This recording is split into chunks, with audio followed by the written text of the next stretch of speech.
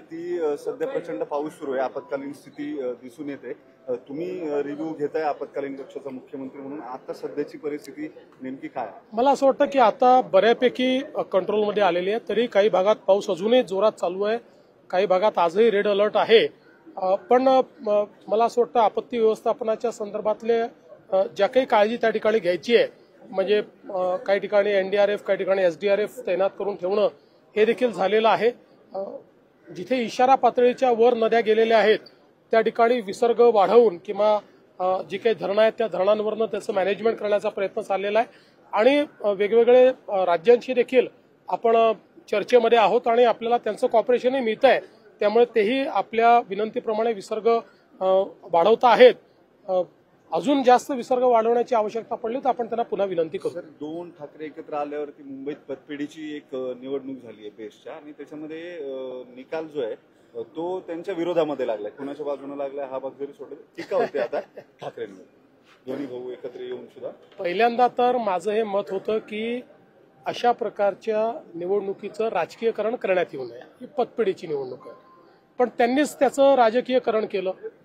आम्ही म्हणजे आमच्याकडनं शशांकरावही तसे आमचेच आहेत आणि प्रसाद लाडाही आमचेच आहेत, ते उभे होते, आम्ही कुठलंही राजकीयकरण त्याचं केलं नाही। पण त्यांनी मात्र आता दोन ठाकरे बंधू एकत्र, आता ब्रँड ठाकरे निवडून येणार, आता अशा प्रकारचं त्यांनी त्याचं राजकीयकरण केलं, पण ते काही लोकांना आवडलेलं दिसत नाही, त्याच्यामुळे त्यांना एकही जागा त्या ठिकाणी मिळालेली नाही। एक प्रकारे म्हणजे या निवडणुकीत तरी त्यांना रिजेक्ट केलेलं आहे, अशा प्रकारे त्या ठिकाणचं चित्र आहे। अर्थात मी पुन्हा सांगतो की मला याचं काही राजकीयकरण करायचं नाही।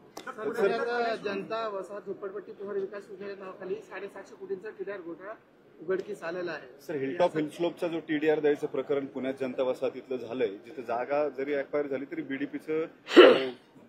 बीडीपीचा तो सगळा भाग असल्यामुळे, झोनिंग असल्यामुळे बांधकाम करता येत नाही, असं असताना सुद्धा 100% टीडीआर जो आहे तो दिल्याचं प्रकरण उघड झालंय। जवळपास 710 कोटी रुपये इतका टीडीआर तो कॅल्क्युलेट केला जातोय आजच्या घडीला, कोट्यवधी रुपयांचा घोटाळा आहे। तुम्ही याला स्थगिती द्याल किंवा? आता तरी माझ्याकडे याची पूर्ण माहिती नाहीये, आपण निश्चितपणे मी याची माहिती घेईल आणि कुठेही काही बेकायदेशीर असेल तर ते थांबवण्यात येईल। भरपूर झाली आहे, शेतकऱ्यांचं प्रचंड नुकसान झालं आहे, फक्त आणखी बरोबर ठोस असं पोलीस मदत जाहीर केली नाही, शासनाने पण आणखी किती वाट पाहायची?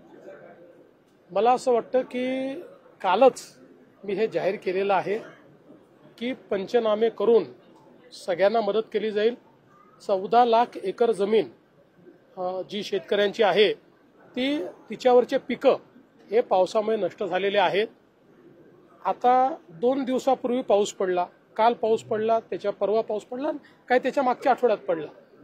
4 दिवसामध्ये अशा प्रकारे मदत देता येत नाही, मदत द्यायची एक पद्धत असते। एनडीआरएफ मध्ये अशा प्रकारची मदत देण्याकरता पहिले त्या ठिकाणी पंचनामे करावे लागतात आणि त्या पंचनाम्यानंतरच ती मदत देता येते। पंचनाम्यांचे आदेश दिलेले आहेत, पंचनामे पूर्ण झाल्यानंतर कमीत कमी वेळात ही मदत देता येईल। त्यामुळे मला असं वाटतं की सरकारने कोणीही मागणी न करता याची घोषणा केलेली आहे। सिडकोचं अध्यक्षपद घेतल्यानंतर संजय शिरसाट यांनी काही 1000 कोटींची जमीन मुंबईतल्या बिवलकर कुटुंबाला दिली असा आरोप रोहित पवारांनी केला, त्यामुळे रोहित पवार किंवा ही सगळी मंडळी रोज असे आरोप करत असतात, पुरावे दिले पाहिजे ना, बिना पुराव्याचा आरोप करणं योग्य नाही आहे। अर्थात मी अजून काही ती केस बघितलेली नाही, पण हे कुठलेही पुराव्याने आरोप केले तर मग त्या ठिकाणी मला असं वाटतं की त्याच्यावर इफेक्टिव्ह उत्तर देखील मिळतं। आता त्यांच्याकडे काय पुरावे आहेत आणि काय केस आहे मला पूर्णपणे माहिती नाही, पण बिना पुराव्याचे आरोप करत।